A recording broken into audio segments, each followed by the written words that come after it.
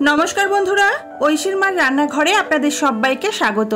আজকে আপনাদের সঙ্গে শেয়ার করব মাত্র 1 কাপ ময়দা আর দুটো সিদ্ধ আলু দিয়ে সন্ধ্যাবেলার মুচমুচে স্ন্যাক্স রেসিপি। চলুন তাহলে রেসিপিটি দেখে নেওয়া যাক। প্রথমে একটা বাটির মধ্যে 1 কাপ পরিমাণ ময়দা নিয়ে নিচ্ছি। এখানে ময়দাটা 200 থেকে 250 গ্রামের মতো রয়েছে। ময়দার মধ্যে সামান্য একটু লবণ আর হাফ টিস্পুন মতো জোয়ান হাতের তালুর মধ্যে নিয়ে এইভাবে ঘষে দিয়ে দেব। এতে করে যাদের ভাজাভুজি খেলে অ্যাসিডিটির সমস্যা থাকে তাদের ক্ষেত্রে সেই সমস্যাটা কিন্তু অনেকটাই কমে যায় আর স্ন্যাক্সের স্বাদটাও ভালো হয়। এর সাথে 2 টেবিল স্পুন মতো সাদা তেল দিয়ে দিলাম ময়ানটা দেওয়ার জন্য। ময়ান এখানে একটু বেশি করে দিতে হবে। হাতের মধ্যে এইভাবে ঘষে ঘষে ভালো করে ময়দাটা ময়ান দিয়ে নিতে হবে। যখন দেখবেন ময়দাটা এরকম হাতের মধ্যে মুঠো করলে দলা পাকিয়ে যাচ্ছে, আবার ময়দাটা ভাঙলে এরকম ঝুরঝুর করে পড়ে যাচ্ছে, সেই পর্যন্ত এটাকে ভালো করে ময়ান দিয়ে নেবেন। তাতে করে কিন্তু স্ন্যাক্সটা খুব ভালো মুচমুচে হবে। এরপর অল্প অল্প করে রুম টেম্পারেচারে থাকা জল দিয়ে ময়দাটাকে মেখে নেব। একসাথে অনেকটা জল দেব না, অল্প অল্প করে জল দিয়ে মাখবো। এতে করে ময়দা কিন্তু নরম হয়ে যাওয়ার সম্ভাবনাটা থাকে না। ময়দাটা ভালো করে মাখা হয়ে গেলে আপনারা কিভাবে মাখবেন দেখে নিন। এইভাবে নরম করে মাখবেন। এরপর আমি এটাকে রেস্টে রেখে দিচ্ছি প্রায় 15 থেকে 20 মিনিট মতো। তারপর এখানে নিয়ে নিয়েছি দুটো মাঝারি সাইজের সিদ্ধ আলু। আমি প্রেসার কুকারে খোসা সমেত সিদ্ধ করে আলুটাকে তারপর খোসাটা ছাড়িয়ে নিয়েছি। একটা কাঁটা চামচের সাহায্যে আলুটাকে একটু ভেঙে নেব। আলুটা কিন্তু এখানে ম্যাশ করার দরকার নেই, একটু গোটা গোটা থাকবে, সেরকম করে আলুটাকে একটু ভেঙে নিলেই হবে। আলুটা যদি একদম ম্যাশ করে ফেলেন তাহলে কিন্তু আলুর পুরটা খেতে ভালো লাগবে না, তাই জন্য একটু গোটা গোটা করে কিন্তু এইভাবে আলুটাকে রেখে দেবেন। এরপর একটা পাত্রে 1 টেবিল স্পুন সর্ষের তেল ভালো করে গরম করে ফোড়নে দিয়ে দিলাম কাঁচা লঙ্কা কুচি আর রসুন কুচি। রসুনের ফ্লেভারটা ভীষণ ভালো লাগে, অবশ্যই কিন্তু রসুনটা একটু বেশি করে দেবেন। এরপর রসুন আর কাঁচা লঙ্কাটা হালকা একটু নাড়াচাড়া করে ভেজে নিতে হবে। এরপর এর মধ্যে দিয়ে দিচ্ছি একটা মাঝারি সাইজের মিহি করে কুচিয়ে নেওয়া পেঁয়াজ। পেঁয়াজটাকে দেওয়ার পর পেঁয়াজের মধ্যে হালকা ব্রাউন কালার আসা পর্যন্ত একটু নাড়াচাড়া করে ভেজে নিতে হবে। গ্যাসের ফ্লেমটা আমি রেখেছি মিডিয়াম টু লোতে। এবার দিয়ে দিলাম একটা ছোট সাইজের টমেটো কুচি। একদম মিহি করে কুচিয়ে নিতে হবে টমেটোটা। তারপর টমেটো একটু নরম হওয়া পর্যন্ত নাড়াচাড়া করবেন। দেখুন টমেটোটা এরকম নরম হয়ে এসেছে। এরপর এর মধ্যে দিয়ে দেবো আগে থেকে সিদ্ধ করে ম্যাশ করে রাখা আলুটা। আলুটা দেওয়ার পর ভালো করে নাড়াচাড়া করে একবার মিশিয়ে দিচ্ছি। বন্ধুরা, আজকের রেসিপিটি যদি আপনাদের ভালো লেগে থাকে তাহলে অবশ্যই ভিডিওর নিচে দেওয়া লাইক বাটনে প্রেস করবেন। আর যদি ভালো না লাগে তাহলে ডিসলাইক বাটন আছে, সেটাও প্রেস করতে পারেন। তবে আপনাদের যেটা পছন্দ সেটা প্রেস করবেন, তাহলে আমি বুঝতে পারবো রেসিপিটি আপনাদের কেমন লাগলো। তো আলুটাকে একটু মিশিয়ে দেওয়ার পর এর মধ্যে দিয়ে দিচ্ছি আমি সামান্য একটু জিরে গুঁড়ো, ধনে গুঁড়ো, অল্প একটু লঙ্কার গুঁড়ো দিলাম, এটা চাইলে নাও দিতে পারেন। সামান্য একটু দিয়ে দিলাম চিনি আর স্বাদ অনুযায়ী লবণ। অল্প একটু দেব হলুদের গুঁড়ো। এরপরে সমস্ত মশলার সাথে আলুটাকে ভালো করে মিশিয়ে আমাদের একটু কষিয়ে নিতে হবে। পুরটা রান্না করতে কিন্তু একদমই সময় লাগে না, ওই 2 থেকে 3 মিনিট মতো সময় দিলেই পুরটা দেখবেন খুব ভালো মতো কিন্তু কষানো হয়ে গেছে। এরপর আমি এর মধ্যে দিয়ে দিচ্ছি একটা ছোট সাইজের পাতিলেবুর অর্ধেকটা। এখানে 1 টিস্পুন মতো পাতিলেবুর রস হবে।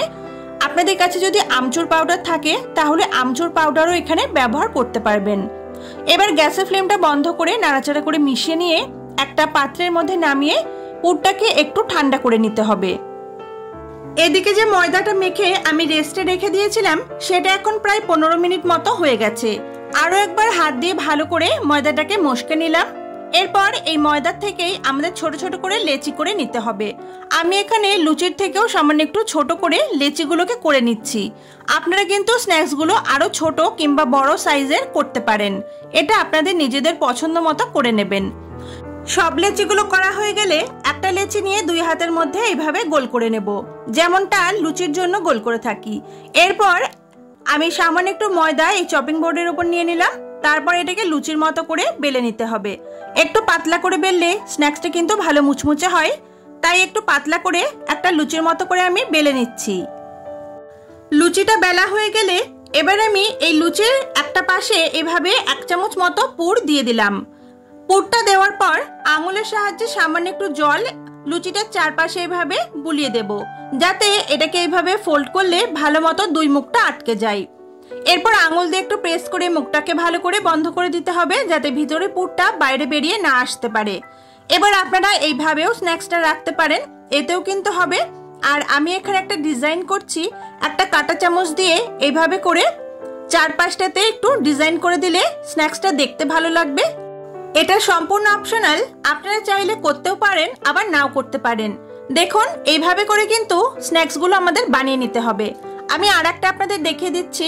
একটা লুচি বেলে নিয়ে 1 চামচ মতো পুর দিয়ে দিলাম, চারপাশে সামান্য একটু জল এভাবে আঙুলের সাহায্যে লাগিয়ে একটা সাইড থেকে ফোল্ড করে আরেকটা সাইডে নিয়ে এসে আঙুল দিয়ে ভালো করে এটাকে মুখটা বন্ধ করে দিতে হবে। তারপর আবারও কাঁটা চামচ দিয়ে একটু ডিজাইন করে দিলেই আমাদের স্ন্যাক্সটা কিন্তু রেডি হয়ে যাবে। আর এইভাবে সবকটাকে বানিয়ে নেব, তারপর আমি ভাজবো। সবকটা স্ন্যাক্সই আমি একসাথে বানিয়ে নিয়েছি।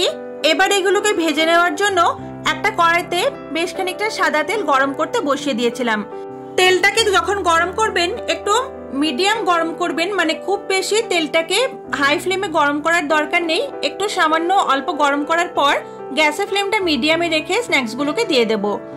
আর এরকম লো ফ্লেমে রেখেই কিন্তু স্ন্যাক্সগুলোকে আপনাদের ভাজতে হবে, তাহলে কিন্তু এগুলো অনেক সময় পর্যন্ত মুচমুচে থাকবে আর খুব সুন্দর খাস্তা হবে।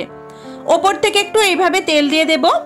আর এই স্ন্যাক্সগুলোকে ভাজতে প্রায় 6 থেকে 7 মিনিট মতো সময় দিতে হবে, তাহলে এগুলো ভালোভাবে কিন্তু ভাজা হবে। এক পিঠ থেকে হয়ে গেলে উল্টে দিচ্ছি, আর এইভাবে উল্টে পাল্টে স্ন্যাক্সগুলোকে লালচে করে ভেজে নিতে হবে। বন্ধুরা, খুব সহজে আপনাদের সঙ্গে রেসিপিটি শেয়ার করলাম।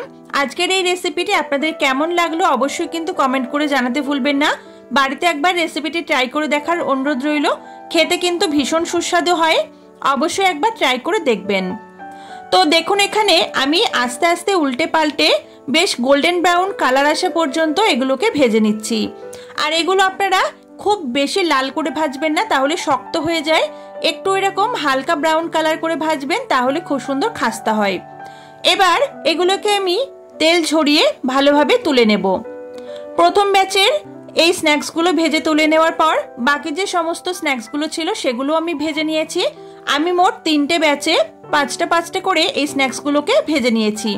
সবকটা ভেজে তুলে নেওয়ার পর এগুলোকে টমেটো সস দিয়ে পরিবেশন করতে পারেন, গরম গরম চায়ের সাথে পরিবেশন করতে পারেন, খেতে কিন্তু দুর্দান্ত লাগে। সবকটা ভেজে নেওয়ার পর আমি এগুলোকে সার্ভ করে দিয়েছি। আজকের এই স্ন্যাক্সগুলি আমি ভেঙে দেখাচ্ছি উপর থেকে কতটা মুচমুচে আর ভিতর থেকে পুরে ভরা। তাহলে বন্ধুরা রেসিপিটি বাড়িতে ট্রাই করে অবশ্যই কমেন্ট করে জানাবেন। রেসিপিটি যদি ভালো লেগে থাকে তাহলে ভিডিওতে প্লিজ একটা লাইক করে আমার চ্যানেলটিকে সাবস্ক্রাইব করে নেবেন। পরবর্তীকালে আরো নতুন নতুন রেসিপি শেয়ার করার চেষ্টা করব। দেখা হচ্ছে আপনাদের সঙ্গে পরের দিন আবার নতুন কোনো রেসিপি নিয়ে। ততক্ষণের জন্য সবাই খুব ভালো থাকবেন, সুস্থ থাকবেন, সাবধানে থাকবেন। আজকের মতো টাটা।